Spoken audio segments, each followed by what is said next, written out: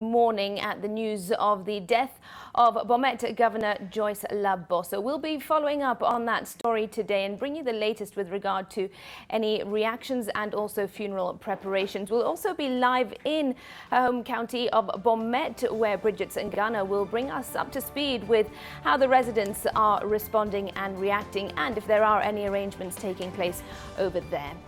We will also be live here in studio at the Nations Centre discussing the scourge of cancer and really what needs to be done to win this battle.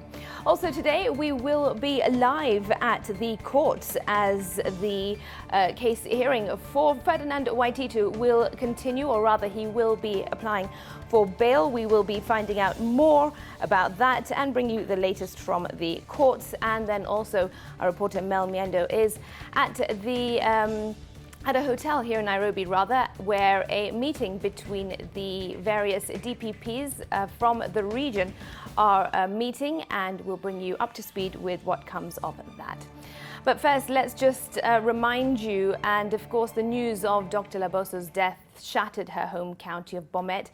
Now, Laboso, born and raised in the small village of Kaplong, left a big part of her heart among the people whose lives that she touched. NTV's Vidyarthi is in Bomet and reports on their grief. The news of the death of the governor of Bomet County has been received with a lot of sadness, with the residents here gathering in small groups to discuss what to do next and to mourn together. Hallelujah. News of the death of Governor Joyce Laboso hit the residents of Bomet hard. They gathered in limping convoys to mourn her and discuss her life, how she impacted on them.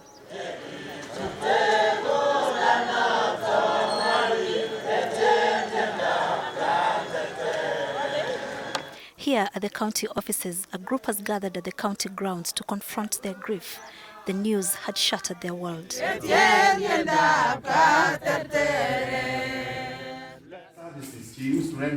Inside a hall, the county staff gathered to say special prayers for the late governor. And I will know that in all things, God works for good of those who love him. In her now empty office, the emotion was just as raw. We are saddened. We've lost a leader. We've lost a mother. We've lost someone who was directing us and guiding us. The hallways to her office were eerily quiet, the doors shut. This is where she had spent the last 2 years of her life. Madam Governor has been an exemplary leader. She has been a great steward. It is difficult to imagine how someone will step into as one of the great Rift Valley leaders into shoes. Many people have been praying for her, and for the time when she was in UK and when she was in India, and when she came back to Nairobi, people had hope that Madam was going to be back home very soon. But it is sad to receive this news at this moment that we have lost her. The county's official flag now flies at half-mast. Tumehuzunika sana hapa Bomet. Yeye alikuwa ameanza kufanya kazi mzuri sana. Hata tunashangaa tunaanzia wapi maisha, sababu hiyo mama tulikuwa tumesaidia sisi. Tunasema pole sana kwa mama yetu. Huyu kapena yetu ilikuwa anapenda sisi, analinda sisi, anahurumia sisi kabisa. Lakini saa hii wamama wote wa Bomet tunalia. Hata ukiona sasa venye hata saa hizi venye Bomet iko, yani nikatu huzuni, hata haikai tu, hata kwa kazi, nilikuwa kazi lakini nilibitu nitoka kwa kazi. Laboso will be remembered as the first female governor of Bomet, having served for only 2 years of her first term. County officials have appealed for calm and assured residents that the county will handle all funeral arrangements. Already 2 committees have been formed, one in Nairobi and another in Bomet, to plan Laboso's send-off. Vidyarthi, NTV, in the county of Bomet. All right, well, the late Dr. Joyce Laboso was in fact thrust into the political limelight following the death of her sister Lorna in a plane crash Well, since then, it's been a journey of firsts, from the first female Deputy Speaker of the National Assembly to the first female Governor of Bomet County. She's had quite the professional journey. Now, NTV's Zainab Ismail brings us the life story of Dr. Joyce Laboso. Dr. Joyce Laboso, born 59 years ago in Kericho, was the first of 6 children. Her ability to resolve her siblings' disputes as they grew up and leading as a school prefect right from primary to secondary school helped her hone her leadership skills. She had never thought of being a politician, and her debut into politics was unceremonious. I, Laboso Joyce Cherono. In September 2008, during the burial of her late sister and former Sutik legislator Lorna Laboso, who died in a plane crash, the elders chose her to fill her sister's shoes as Sutik Member of Parliament. She was later to trounce her closest opponent and captured the seat and led the constituency in 2 consecutive elections. In her 2 terms, she prioritized the development of roads, education, water and electricity within her constituency. Dr. Laboso then went on to become the Deputy Speaker of the National Assembly until 2017. During the 2017 general elections, Laboso defeated Isaac Ruto as Bomet Governor and took office as the first female governor in that county. She was married to Edwin Abonyo, a former manager with Finlays. She dropped her husband's last name. Her marital status to a man from another community provided ammunition for her detractors to degrade her in her political journey. Her development record as the Member of Parliament for Sutik has been hailed as impressive. The construction of the Sutik-Borabu Highway remains a key project that bolstered her profile. The construction of Lorna Laboso Memorial School, an ultra-modern girls' school, is yet another. Joyce Laboso, one of the 3 first female governors in Kenya, together with Charity Ngilu and Anne Waiguru, has been hailed for breaking the glass ceiling in positions that were entirely dominated by men following the 2013 general election. She had always held women issues close to her heart. Laboso, a mother of 3 sons, succumbed to cancer at the Nairobi Hospital's intensive care unit where she was admitted. Zainab Ismail, NTV. Well, Governor Joyce Laboso's death brings to the fore the human cost of cancer, but the disease is, of course, claiming even more lives in the country. It is now 3rd in the list of killer diseases here in Kenya. Well, Joyce Laboso's death comes barely 3 days after the death of Kibera MP Ken Okoth, or rather few days. And here are some more disturbing numbers. Now, a recent World Health Organization report published in 2018 and compiled by its International Agency for Research on Cancer lays out the scope of the cancer burden in Kenya. Now, have a look at the key numbers. There were 47,887 new cases of cancer reported in 2018, 32,987 cancer-related deaths. The cancer burden in Kenya continues as there was 19,199 new cases among men and 28,688 new cases among women. And then 14,215 cancer deaths among men also, and 18,772 cancer deaths among women also. And the risk of developing and dying from cancer before the age of 75 is higher among women compared to men. Well, the cancer burden in Kenya, we continue to have a look at these figures, and the main ones among women are prostate cancer, cancer of the esophagus, and colorectal cancer. And then the top 3 cancers among women are breast, cervical cancer, and esophagus cancer as well. Esophageal cancer is the top killer in Kenya, apparently, ahead of cervical cancer, breast, stomach and prostate cancers. So there you have some startling statistics, and we will shortly in studio delve deeper into this to learn more about this scourge, what needs to be done to prevent it, how it can be treated as well.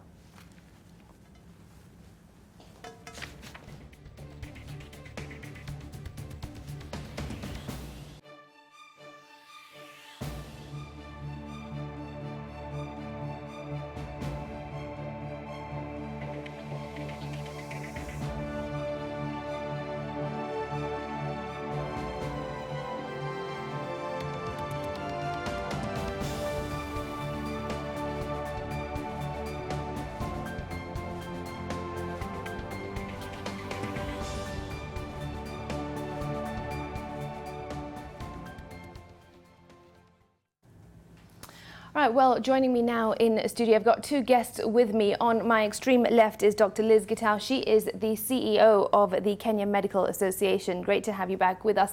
And also to my immediate left is Philip Odio. He is a clinical psycho-oncologist and also patient support manager at Faraja Cancer Trust. Thanks very much for joining us this morning. Of course, some startling statistics there, and we will delve deep into them. We do know every day patients are losing the battle to cancer. But I'd just like to get your reaction or response to the latest high-profile deaths that we've seen, Bob Collymore, Ken Okoth, and now Joyce Laboso. I'll start with you, Liz, your reaction. Okay, my first reaction is first of all to send condolences to these families, to the family of Dr. Joyce Laboso, to the family of Bob Collymore, and also to the family of Ken Okoth. I think these deaths are a reflection of what is happening in the society. As you said, we have about 30,000 dying every year, which means 80 patients die every single day in Kenya. And it shows how bad the cancer deaths are.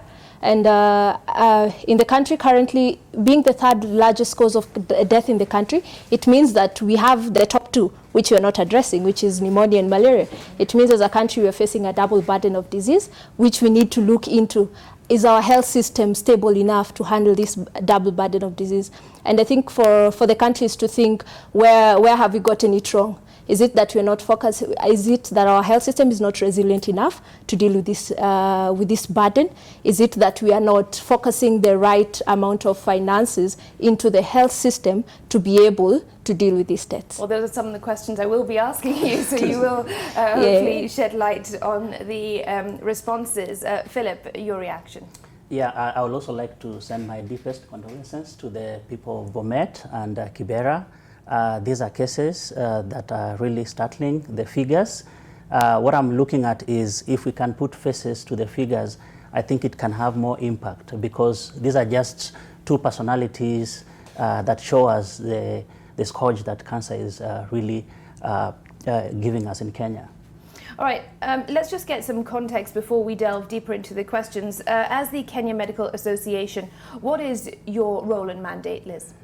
Our role, Kenya Medical Association, our mandate first of all is to advocate for quality healthcare in the country, as well as champion for the doctor welfare in the country.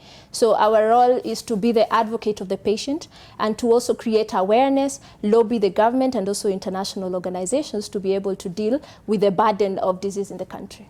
All right, and Philip, Faraja has done wonders for thousands of people. Tell us more about what the Cancer Trust does. So basically, Faraja is a cancer support trust that was started 9 years ago to offer psychological support for cancer patients.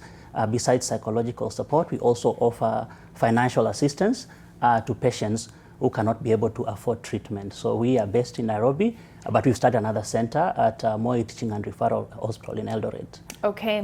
Yeah. Liz, you mentioned that one of the roles of KMA is to champion for quality healthcare. How would you describe the current state of Kenya's healthcare in the country? The current state, as I think in description, is that we are not doing very well. Our health system is not very resilient to deal with the current burden of disease that we're having. We have neglected the public health aspect of prevention and focused more into curative healthcare. If you look at the allocation from the budget, most of the money goes into curative health services, and we have neglected where we should be focusing. Prevention, focusing on the community, ensuring the community health workers are working towards public health. The county should focus on public health utilities in terms of making sure that we are not exposed to toxins, making sure that our sewerage and the water is working, making sure that tobacco control is in place. If we focus on the public health system, I think it's cheaper. At the end of the day, we'll use less money, and the scourge of cancer and other non-communicable diseases and other communicable diseases that we have are going to go down. As well as in terms, after that, primary healthcare facility, having a concrete referral system, focusing on investing in the health system, focusing on capacity building for the healthcare workers. I'll speak as a doctor because I think part of the issues that have been addressed is misdiagnosis, and why we're having misdiagnosis or delayed referrals is because, first of all, we have not built the capacity of the health workers. Second of all is that the numbers are too low.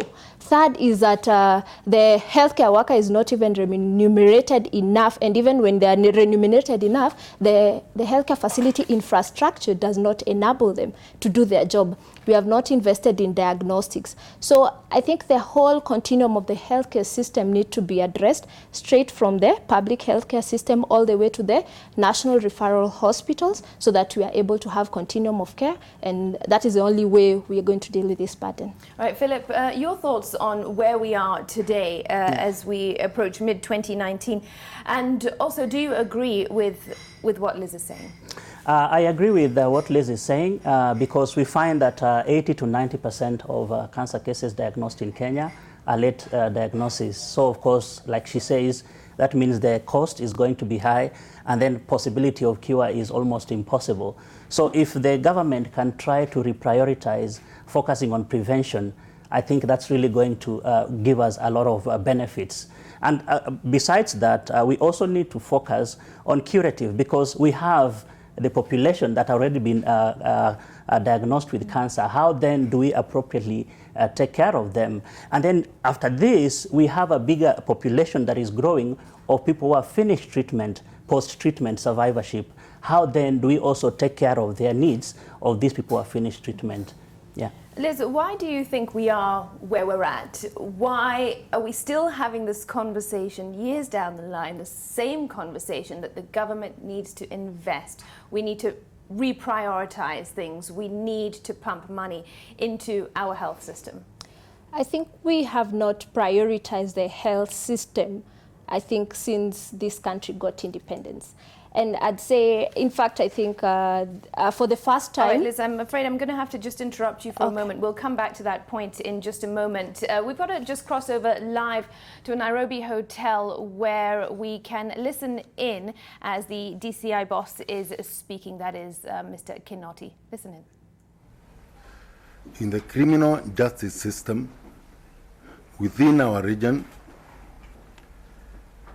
the Wayamo Foundation has managed, and I think this is the 5th time, if I'm not mistaken,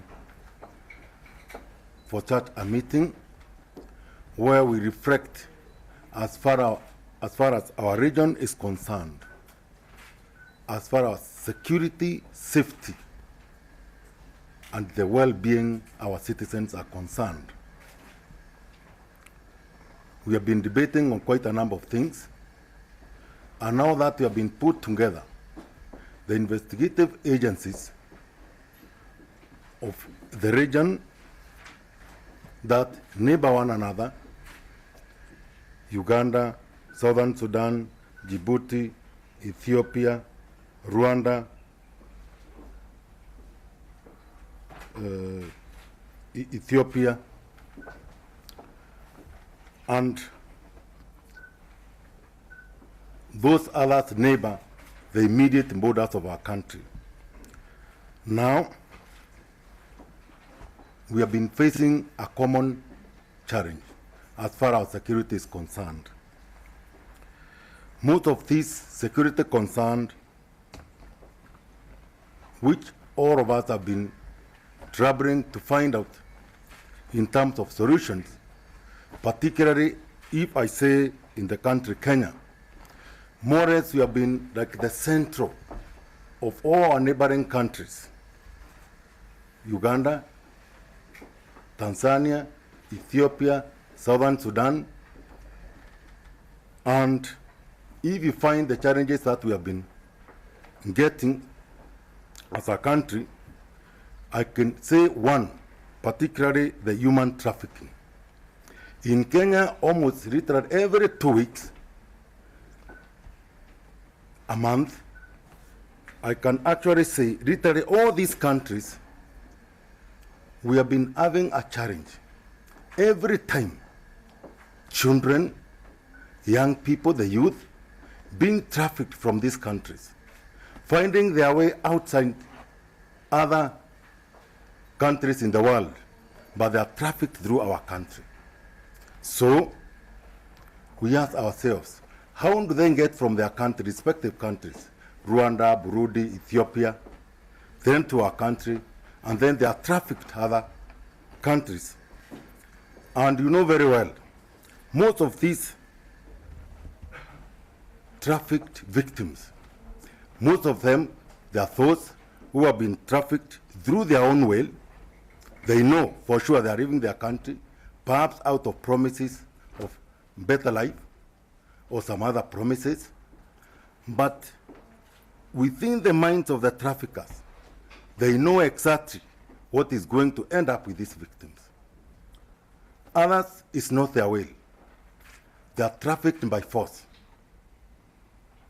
Here, through some other social and entertainment joints, I may not actually say about what happens, some of those places we have rescued these victims of trafficking.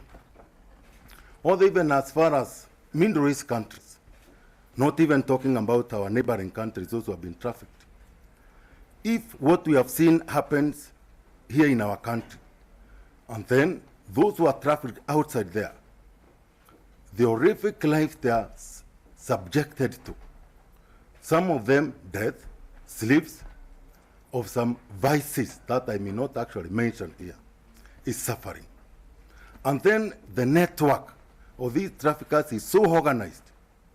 And that's why I say, I'm so happy today because this challenge has been a complex one as far as our country is concerned. Because all the victim countries are here today, and I'm happy I'm going to deliberate on this matter. When we look at the criminal justice system, and the way it is well, particularly the cartels are well networked, you find the people who are responsible as far as this crime is concerned. Why has it been driving from all this period? If we now count ourselves as the investigative agencies, we have the prosecution, yes, we do our work. Then at the end of the day, it is terminated to the court, the judiciary. And then the cooperation that we get from now the third tier in the criminal justice system, the court, matters a lot. For us to be able now to put a stop, and that's why I would request Wayama Foundation to kindly, next time, we will not mind to be incorporated with judiciary, the members of the court, so that when we are talking some of these challenges, we may actually put our minds together to stop some of these atrocities against our own human beings. Without going into deep of that challenge, because that is actually what I can say, among outstanding organized crimes, we do suffer, all of us, collectively. I would say other organized crimes, such as contraband, from country to country. We have been having a lot of challenges in terms of, like in Kenya, if we talk about ailment like cancer, if I may say, some of these things we ask ourselves, why are they emerging rapidly in our country? You find what has expired from one country, finds place in another country, and then is being repackaged again as new product, And all what we're repackaging as new product is just the packaging. The content expired a long time ago. They cross our borders from Somalia, from Southern Sudan, from Uganda, from Tanzania. And then these goods or products find their way to be consumed by our own people. So our cross-border security, in terms of the finished products that are consumed by our own citizens from respective our countries, that is one thing I may say for sure.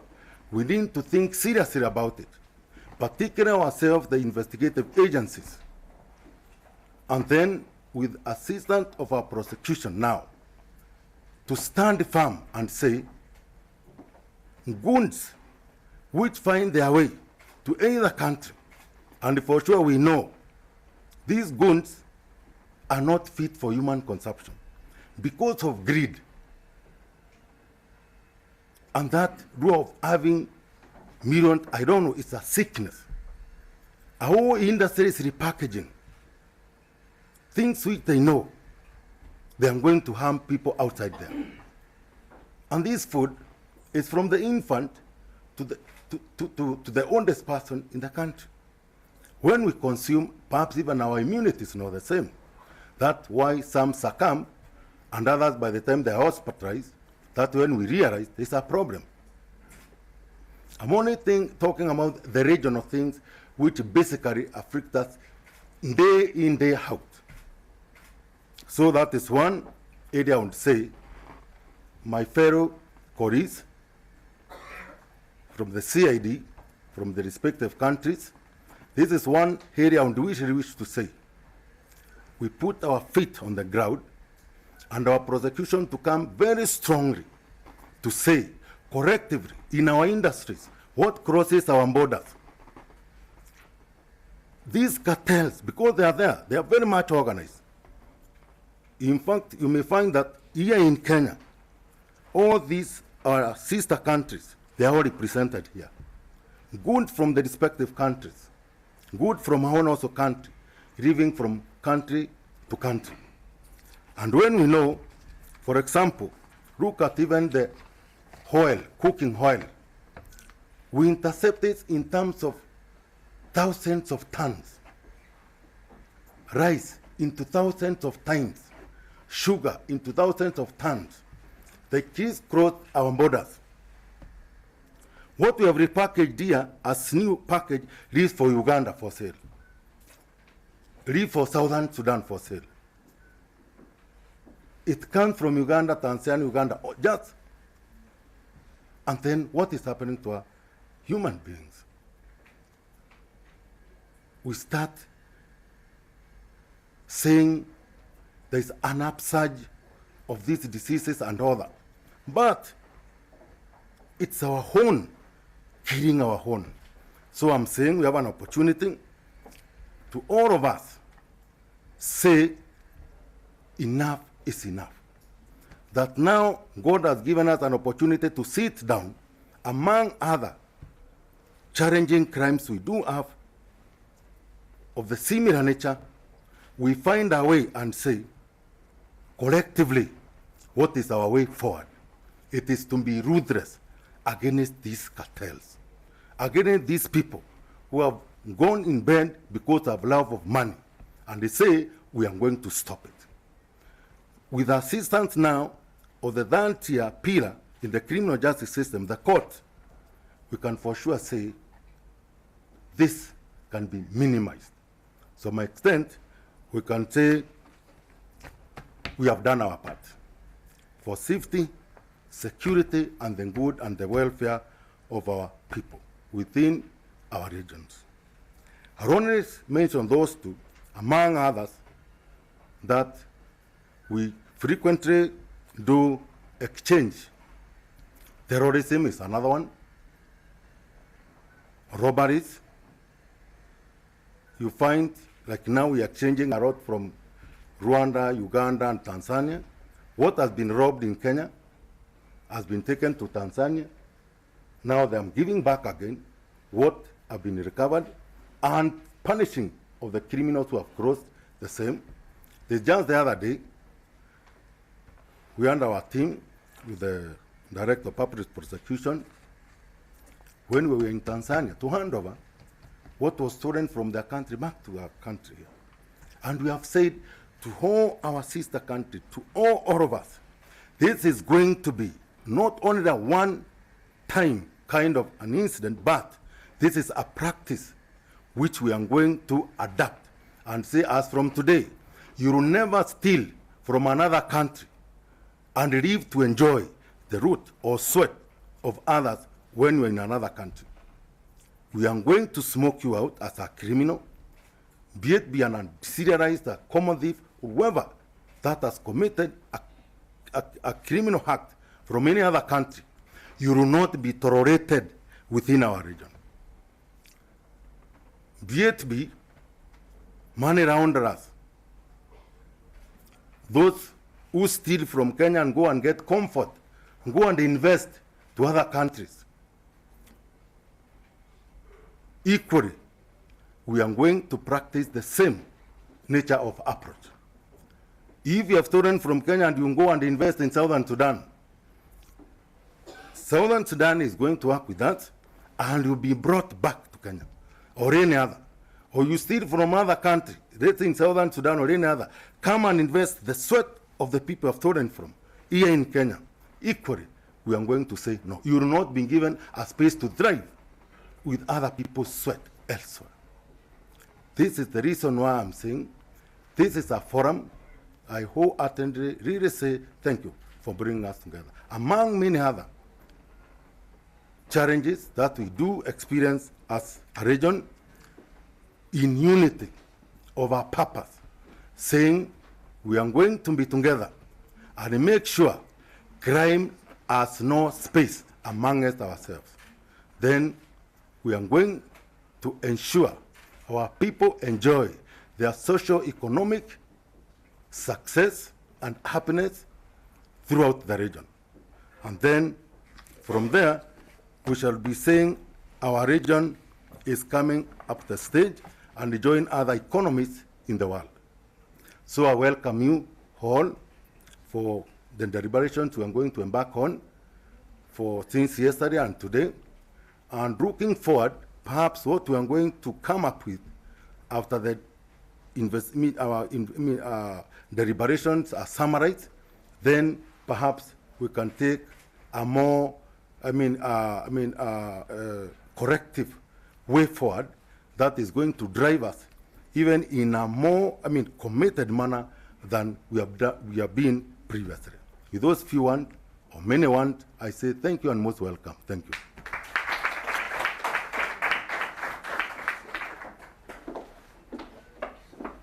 And now I would like to invite the DPP of Kenya, Nordin Haji, to pronounce his opening remarks. Thank you.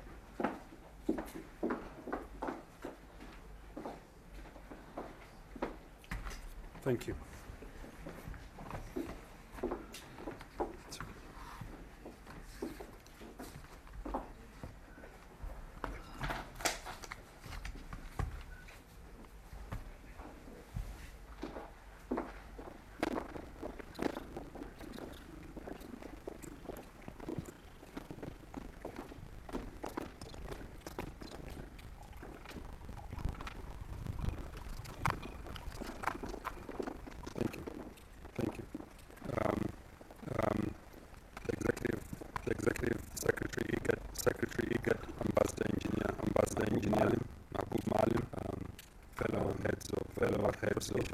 Prosecution authorities, starting with the President of the East African Association of Prosecutors, Honorable Biswalo Muganga from Tanzania, Honorable Mike Chibita from Uganda,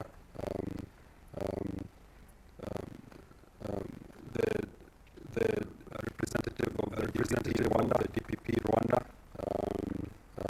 We also have present the Director of Public Prosecution of Djibouti and the Permanent Secretary of the Justice Ministry of Djibouti and an Assistant Attorney General from Somalia and a representative of the Deputy Attorney General of Ethiopia, the Honorable DCI, Kenya, Heads of Criminal Investigation, Uganda, Tanzania, Somalia, Director Bettina Amba, Wayamo Foundation, distinguished guests, ladies and gentlemen, good morning. It gives me great pleasure to welcome you all, first of all, to Kenya, first of all, to the network directors of public prosecution, and director of criminal investigations. I take this opportunity to express my gratitude to the Wayamo Foundation for organizing this meeting and for their commitment in promoting international criminal justice. The overall aim of this meeting is to strengthen the regional bilateral cooperation, the national prosecution authorities, investigation agencies, with a view of enhancing the efficient and effective investigation, prosecution of transnational organized crimes. Further, the meeting provides an avenue for regional cross-border cooperation, matters extradition, and mutual legal assistance. If it was not known to any of us present today, allow me to frame the picture. Crime and particularly transnational organized crime constitutes a major threat to national, regional, and international security and rule of law. Indeed, in this day and age, virtually all forms of organized crime acquire transnational aspects to them. To be the planning, financing, execution, irrespective of borders. Offenses related to corruption, crime, cybercrime, money laundering, human trafficking, even organ trafficking, wildlife crimes, illicit terrorism, just to name a few, transnational in nature. These offenses pose challenges that we continue facing today, and shall do so foreseeable future as the world continues to shrink a global village. Ladies and gentlemen, such is the magnitude of the task that we face. Our gaze should and must shift from the conventional to the new. These types of offenses are common. Syndicates that are usually well funded, who plan to avoid arrest in the event of arrest. Hire the best lawyers out to defend accused persons. We who stand on the right side with ourselves and defend our nations at all times. We should not create a safe haven for the criminals in our jurisdiction. I reiterate that no singular will win on its own. Cooperation and mutual legal assistance is inevitable. We either stand together or fall together. Cognizant of this, we have established the East African Association of Prosecutors. This is made up of the regional East African members: Kenya, Tanzania, Uganda, Burundi, and recently South Sudan. We intend, however, to expand. Cognizant of the fact threats are beyond few states, just these few states within the East African community. And it is our wish that the expansion will fall in line with the UN definition of the East African region. The evolving nature of these crimes, from distinct offenses to those supported by a criminal network, require countries to foster and strengthen our international cooperation